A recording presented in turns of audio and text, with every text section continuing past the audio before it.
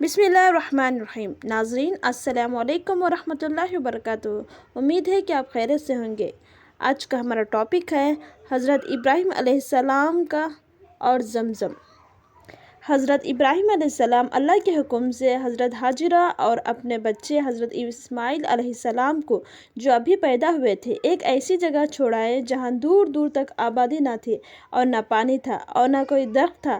حضرت ہاجرہ علیہ السلام نے حضرت اسماعیل علیہ السلام کو ایک پتھر کے سائے میں لٹایا اور خود پانی کی تلاش میں ادھر ادھر دوڑے، لیکن پانی نہ ملا۔ خدا کی قدرت سے جہاں حضرت اسماعیل علیہ السلام ایڑیاں رگڑ رہے تھے، وہاں پانی کا چشمہ پھوٹ نکلا، جو آج تک زمزم کے نام سے مشہور ہے۔ اور حضرت ہاجرہ علیہ السلام جہاں دوڑے تھے، اسے صفا و مروہ کہنے میں، جہاں جا کر حاجی اسی طرح دوڑتے ہیں۔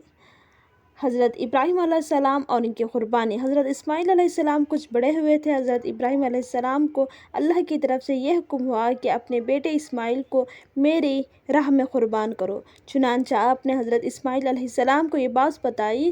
حضرت اسماعیل علیہ السلام نے کہا کہ ابا جان، اللہ تعالیٰ آپ کو جو حکم دے رہے ہیں، اس کو ضرور پورا کیجیے، آپ انشاءاللہ مجھے ثابت قدم پائیں گے۔ چنانچہ حضرت ابراہیم علیہ السلام اپنے بیٹے اسماعیل علیہ السلام کو ذبح کرنے کے لیے لے کر چلے اور جنگل میں لے جا کر ان کو لٹایا اور اپنی آنکھوں پر پٹی باندھ لی کہ کہیں بیٹے کی محبت اللہ کے حکم پورا کرنے سے نہ روکے، اور گلے پر چھری چلا دی۔ اسی طرح آواز آئی کہ اے ابراہیم، تو نے ہمارے حکم کو سچا کر دکھایا۔ اور جب حضرت ابراہیم علیہ السلام نے آنکھوں سے پٹی کھولی تو حضرت اسماعیل علیہ السلام کے بجائے ایک دمبا ذبح کیا ہوا پڑا تھا۔ اسی واقعے کی یاد میں مسلمان ہر سال قربانیاں کرتے ہیں۔ حضرت ابراہیم علیہ السلام اور حضرت اسماعیل علیہ السلام کی زندگی سے ہم کو بہت سبق ملتا ہے۔ حضرت ابراہیم علیہ السلام نے ہم کو سکھایا ہے کہ اللہ کی رضا کے لیے ماں باپ کو چھوڑ جا سکتا ہے، اپنے ملک اور برداری کے خیر باد کہا جا سکتا ہے، اپنے بچے اور بیوی کو جنگل میں بے سہار و سامان چھوڑ کر ان سے پیٹ پھیری جا سکتی ہے۔ اللہ تعالیٰ اگر کسی مسلمان کا امتحان لیتے ہیں اور اس میں وہ کامیاب ہو جاتے ہیں تو اللہ تعالیٰ اس کو اور بھی زیادہ نعمتیں دیتے ہیں۔ جب حضرت اسماعیل علیہ السلام جوان ہوئے تو حضرت ابراہیم علیہ السلام اور حضرت اسماعیل علیہ السلام نے مل کر خانہ کعبہ کو دوبارہ تعمیر کرنا شروع کیا۔ اور جب حضرت ابراہیم علیہ السلام نے اللہ تعالیٰ سے دعا کی، اے میرے رب، اس شہر کو لوگوں کے امن کی جگہ بنا دے، مجھے اور میری اولاد کو بتوں کی پوجا سے بچائے رکھ۔